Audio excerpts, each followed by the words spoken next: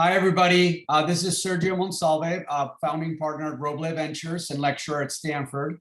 I'm sitting here with a friend of mine who works at Stanford University, Dr. Paul Kim. Hi, Paul. How are you? Yes, good. Good to see you, Sergio. My name is Paul Kim. I'm the Chief Technology Officer and Associate Dean at the Stanford University Graduate School of Education. It's been 20 years at Stanford. Time flies so fast, and this world is quite an interesting mode right now. But the education ecosystem is always even more interesting. So I love this opportunity to talk about a little bit about that with you, Sergio. Well, this is great, Paul. And you and I for many years have been speaking about the evolution of edtech, and we spent a lot of time together at Stanford. So I'm super honored that we're having this conversation. In this specific topic, it's aimed at prospective entrepreneurs and also students of mine at Stanford that are taking my entrepreneurship class. So first of all, the topic that we're going to be discussing is business models, in specifically about education technology companies. So first off, Paul, why don't I start with a question for you, and let's just go back and forth. Let's set the stage for our discussion. What is the fundamental notion of a business model? Can you explain that to us? Sure, I'll try my best. So I have founded a nonprofit organization. I've been a board member of various for-profit education companies as well as nonprofit organizations as well. So I've seen various models of education organizations out there. But what's important is that each organization has to have some sort of a systematic model with their own ideas about their services and products and assumptions, and then some expectations. So in order to test their assumptions and expectations in the marketplace, they got to have some sort of a model that shows how much input is in there and what's the return on investment is there. So every organization, whether it's a for-profit or nonprofit, you have to have some sort of a systematic model if there are any form of a financial transactions. So that's how I look at it. Without the model, you would not be able to tell how much work has been gone into this product or service development, and whether they are being demanded or they are being purchased. If so, what sort of a return on investment is made and that sort of thing. So in order to see all those trends and numbers and make a informed decisions, you got to have the systematic model. And some people are saying that, do we really need this for a nonprofit organization? We are not here to make profits. Well, I think you do, because in order for even nonprofit organizations to be able to succeed, you have to have some sort of systematic model to track all the transactions and see if their efforts are being delivered to provide the services and products that meet the needs of the marketplace. So all organizations need some sort of business model. Yeah, I agree. In fact, one of the things that you and I have discussed is this notion of systemic business model, that where people don't rely on either NGO funding or venture capital funding. They have their own ways to transact. Besides that, why do you think business models are tricky and misunderstood in edtech? Because education ecosystem is one of those complex ecosystems out there. I mean, many other ecosystems out there are pretty complex, but education system is quite complex because it is hard to clearly define who's the customers. Is it the students, the learners, or the parents, or the teachers, or school administrators, or governments? It's not quite clear, or sometimes it's all of the above, or it's a mixture of different customers that a company must understand and be able to provide the services and products to meet their demands and needs. At the same time, the education ecosystem is quite wide. What I mean by that is that there's a K-12 sector, there's higher ed, there's a formal education, informal education, in school, out of school, after school. There's so many different kinds of segments within this education ecosystem. So it's one of those a marketplace that's a little bit tricky when a new companies to come into play a role in an education ecosystem. They have to understand a lot before they can start to produce services and products that are going to be meeting the needs of a variety of different segments in the market.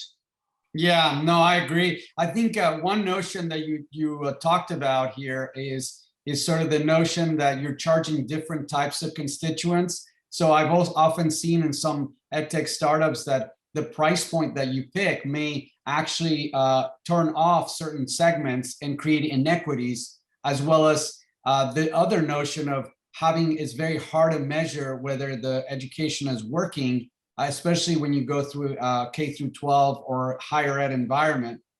So I think those are really interesting observations. Yeah, that's a great point, because it's not like Tylenol or buying a sports car. If you buy a sports car this afternoon, you can go enjoy your ride. If you have a pain, you take the Tylenol and you feel better. With the education, it's a long term, right? And so K-12, as you said, it's much longer. 12 years. Whether you got the good service or not, does that mean that the student will be able to retain the knowledge and be able to develop her or his own skill sets to go become successful in college years and beyond? It takes very long time to see the return on investment. That's why it takes longevity studies. It takes a lot of a thorough examination of what happened, what are the effects of certain interventions in the ecosystem. So it takes a lot more research, and it takes long-term studies to see any benefits out of it. So that's why it makes it more complex to understand the whole ecosystem of the education field. Yeah, that's true. So I'm sure you've seen a lot of different education sort of organizations that come into your radar, because you're sitting in the venture capital world. You must have seen so many different kinds of models and different ideas and products and services. What are some of the examples that you saw that was interesting in your view? Yeah, it's a good question. When I think of business models, I think of first principles approach. I think there's a fundamental metric and a fundamental way that I think about business models. Like you said earlier, it is fundamentally a value exchange. You give something to get something. The startup gets the money and the customer gets value out of it. So it's a natural value exchange that should be welcomed. And then the way to measure that is very interesting. In venture capital, we have what we call customer lifetime value. And if you look at what a customer lifetime value is, it's ultimately the net present value of all the exchanges of value over the lifetime of the customer, which is an interesting metric that we use very frequently.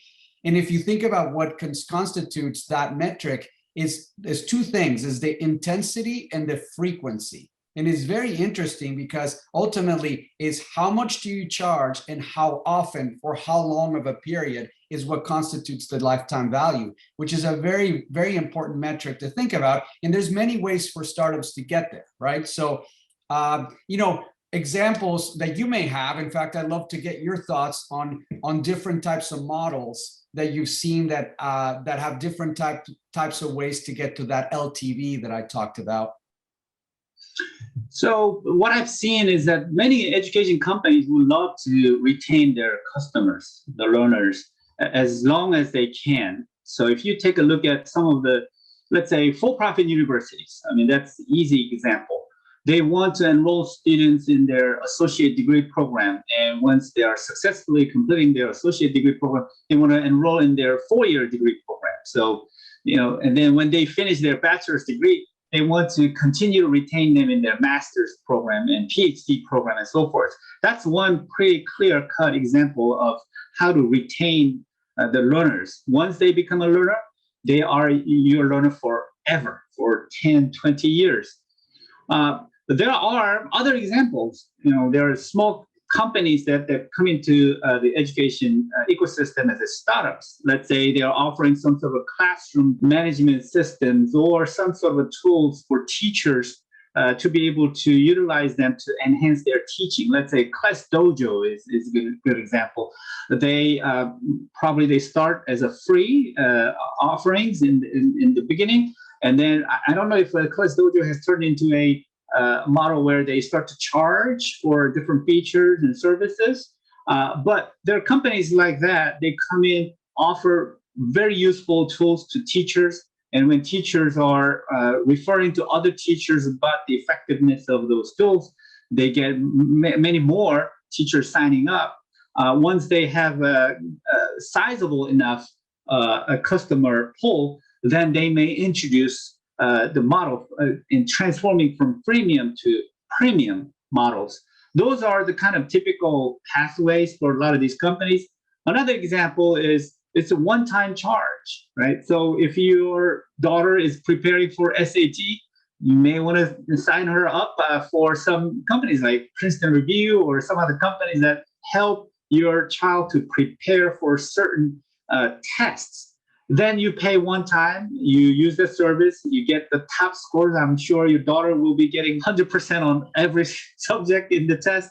And that's it. That's the end of it. You don't need to take the test again. So for companies that are offering one-time offers, they don't have that lifetime sort of value to provide to their customers. But if you have a ways to continue to retain your learners by offering sort of a continuous services, that is in a much better position than other companies. So a lot of companies want to be in that recurring charging model. But it's not an easy task. You have to constantly develop, add more features, better services, and so forth.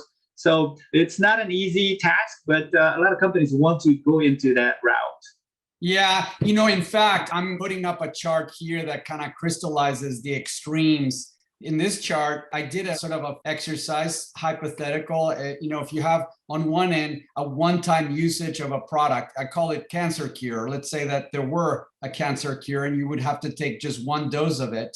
You would charge a lot for it, and then you just charge once. In the other side, I have a Netflix subscription that lasts probably, 10, 20 years. You essentially are charging very little per month, but there's very recurring. And in both cases, it turns out that the LTV is pretty equivalent, which is pretty interesting, right? It's to your point. Absolutely. So based on your LTV framework, what are the possible business models available from your experience? Yeah, it's an interesting point. Once you think about an LTV, the way I then break it up is to think of two key variables, dimensions. Is to your point on who pays. That's one type of dimension. Is it the user? Is it an institution? And then on the second one is really the recurring nature of it or the lack of recurrence. So I wanted to put up this chart and give you just a few examples of what I mean. So on the y-axis, I have revenue model, recurrence. So it's either a one-time payment on the bottom or recurring on the top, a subscription. And on the bottom, you have either individuals paying, it could be a parent, it could be a student, it could be a teacher, or an institution. So it could be a college, a district, it could be a corporation. So in the four models, it's an interesting thing. And obviously there's a fifth model, which can be ad supported, which is how YouTube, for example, would make a living, so to speak. And then there's perhaps other ways to think about it, but these are the four main ones that we see in edtech. So I put up a few examples here. Duolingo Plus charges individuals on a recurring basis to learn language for a long time. Udemy for Business, for example, charges corporations a subscription fee so that their employees, so their customers, their clients can actually use the service on an ongoing basis. Then transaction models at the top, I think you mentioned SAT prep. Princeton Review is a good example where you just sign up for a fee for you to prepare for the SAT, and then you're done after that. There's no recurrence to it. And then on the institution side, quadrant number 4, it's a one-time payment for a corporation to send an executive for an executive education course. It could be at Stanford, it could be at Wharton, it could be at Harvard, it doesn't matter. It's a one-time payment that the corporation makes. So it's an interesting way to think about it. And so that's kind of how I break up the framework. Based on this, Paul, what are the big trends that you're seeing among these four quadrants? It's interesting how things are moving in edtech, right? Yeah, absolutely. I think that for a long time, in the past several decades, edtech has not been in the center focal point of education. Recently, with the pandemic and everything, the online education and everything around education technology is just booming. And there are a lot of, I think that you probably agree with me that there are more investment money going into the edtech space as well. So there are a lot of interesting, positive development in this area. So just like anything else that evolves in any ecosystem, this edtech industry is also evolving. And I think that with more interest in edtech, the more recognition of the benefits and efficacy of edtech tools and the learning environments, I think that it's taking its own evolution cycle. So in the early days, a lot of the edtech solutions were more for experimental. Give it a try. Maybe there's a little bit of a hype, and then maybe it's going to be better somewhat. But a lot of educators were skeptical. I think we still like to hold a paper book and read. Why do we need to have a tablet to read, right? And then when we were talking about finding information on the internet, Google search, and things like that, people were thinking, no, I think you should go sit down at the library and find books and read it and then study from it. But the notion of moving from textbook, the paperback textbook, to the online resource materials have changed. So I think that is all good. It's a better sort of received by the general education community. And also, if we look at the learners, there are obviously digital, and some people don't like the term, but digital natives. I would say that a lot of the new learners in our current generation, they're YouTube generation, DIY generation learners. They tend to find things by themselves. If they get stuck in some sort of a problem, they go to YouTube to find what is the solution for my math problem and so forth. So with that, a lot of companies are interested in serving the new generation of learners. And obviously, as you have explained, they want to retain the learners as long as they can. And so in the early days of the edtech world, maybe the companies like Udemy, they started to offer courses per tuition for that particular course. But now the Udemy is probably changing their model. It's like all you can eat. You pay monthly subscription fee like Netflix, and then they can take as many courses as they want.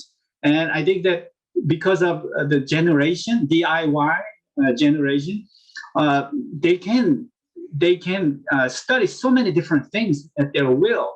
And so I think by understanding this new generation, many companies are switching and moving to the model where we would give students a continuous services and continuously improve features and products so that they can have the learners for a long time.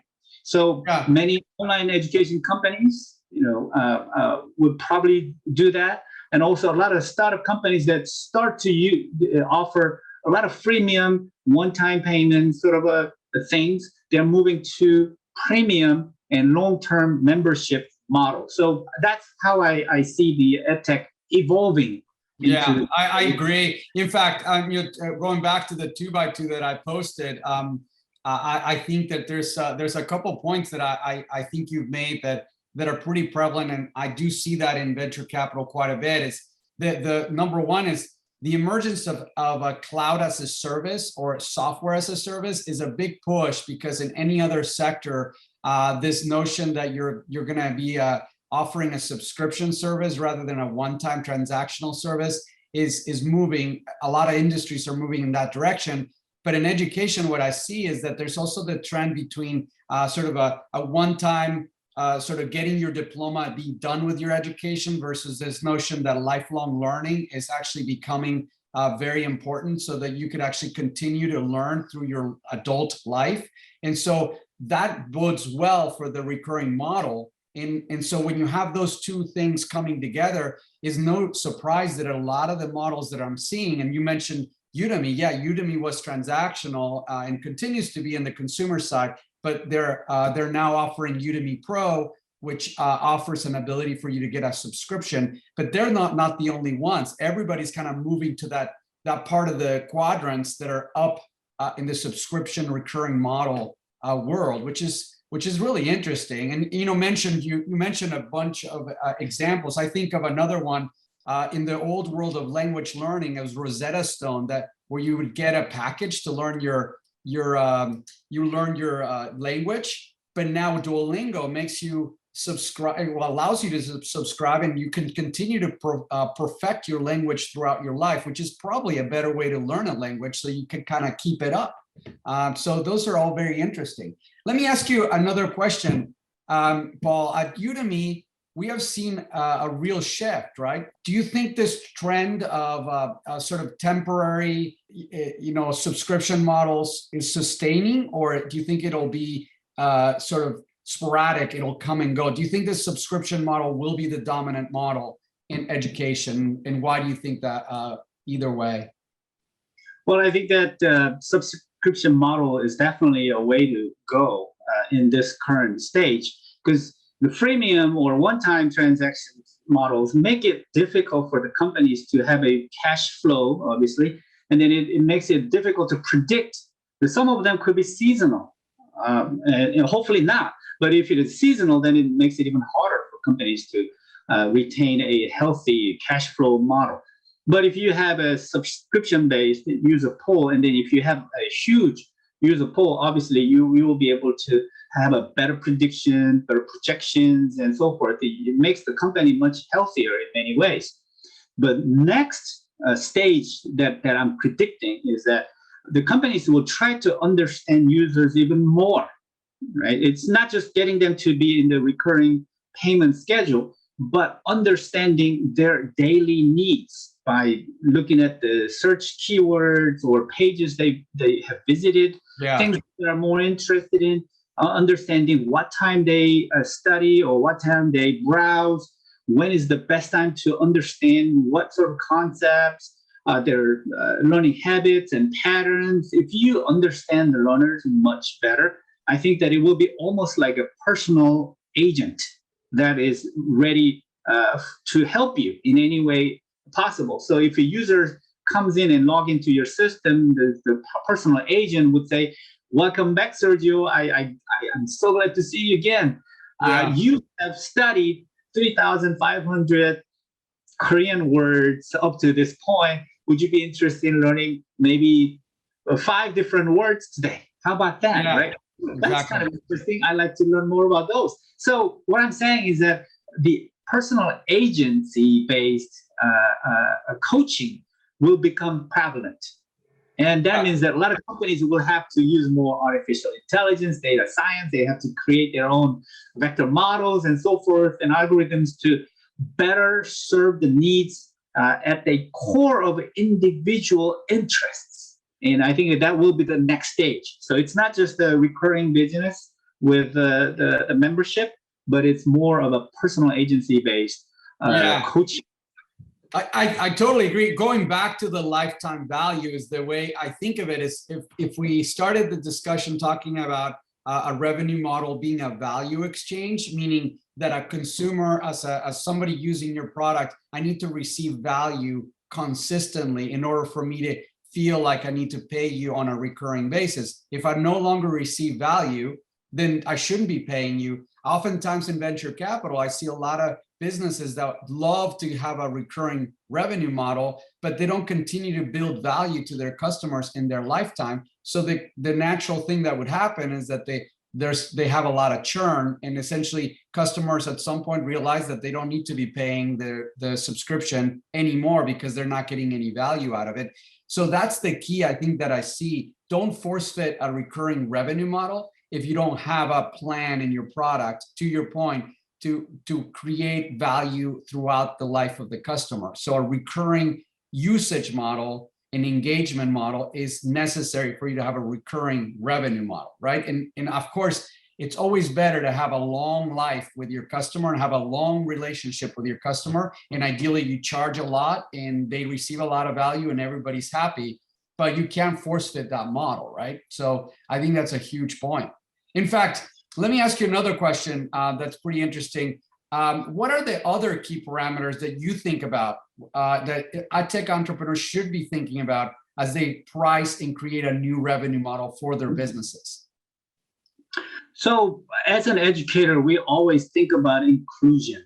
We don't want any quality education be only accessible to those who can afford, right? So as an educator, we like the highest quality education accessible to all learners in this world. And so hopefully the companies, the good thing is, although there are good things though, there are companies that are offering a lot of free services out there, and then you just have to pay for premium services, but the freemium services have gotten much better than before.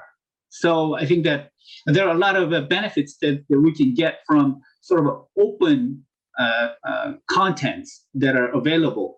Some companies may not offer a lot of free open curriculum or contents, but there are enough organizations out there that are offering a lot of their content for free to give it a try. And then if you like it, then you can move on to sign up for the premium services as well. So the inclusion is one thing that we always think about, and also diversity. There are learners with different learning needs and different learning styles, and how companies can accommodate different learning styles, different learning needs, and so forth. So those are the kinds of things that we always think about. It's not always easy, because when you try to look at so what's universal versus what needs to be special for a particular segment of the customer base, some of them may not translate it into profitable returns. But as an educator, we are here to educate. We are here to share our wisdom and knowledge and insights with the world. And I think that companies that are coming into the education market must have that philosophy. We are to educate and make people wiser, more insightful, to make this world a better place. So if they don't have that philosophy, do not come into the education marketplace, because maybe you're not an educator. You are, after all, just a salesperson to sell something. So those are the kinds of things that come to my mind when you say, what other factors we need to consider? Yeah.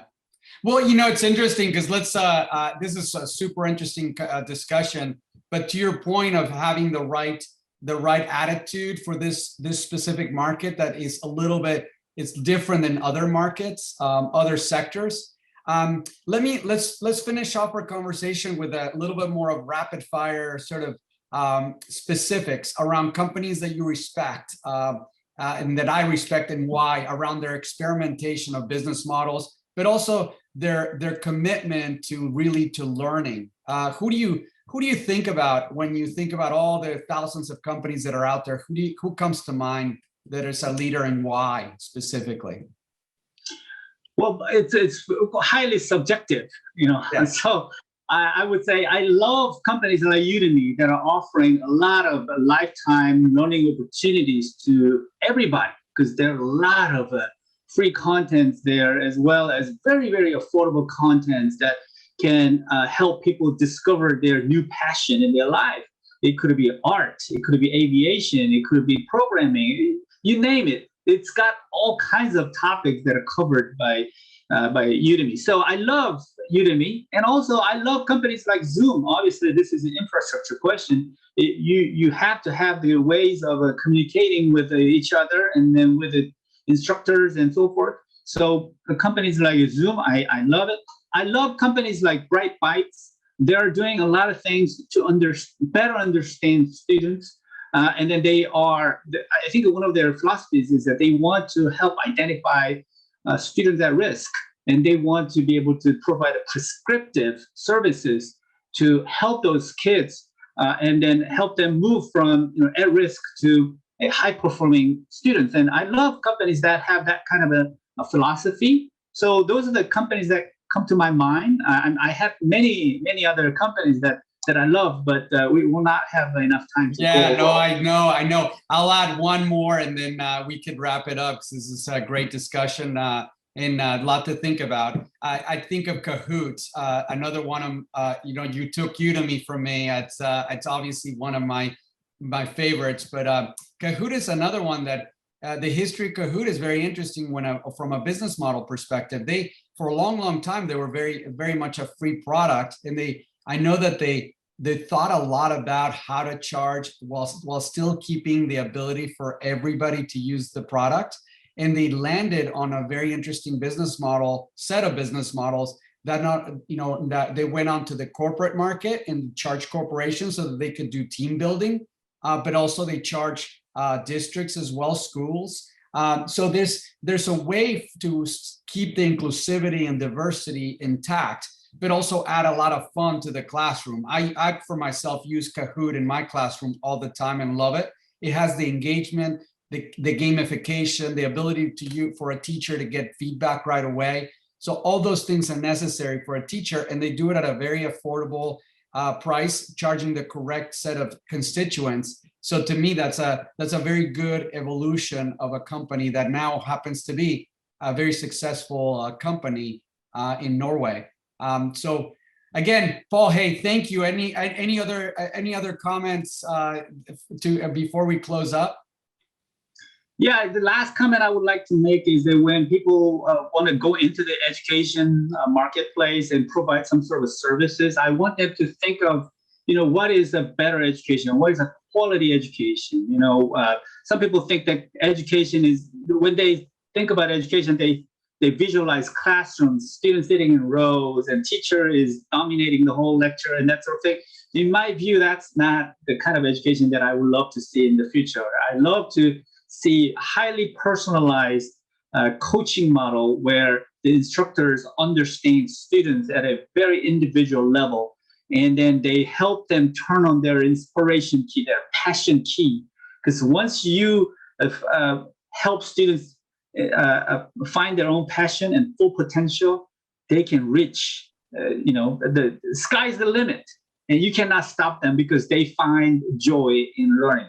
So I hope that a lot of companies understand about the future of education and redefine learning and redefine school. We don't have to be stuck with the traditional, students sitting in rows kind of a model.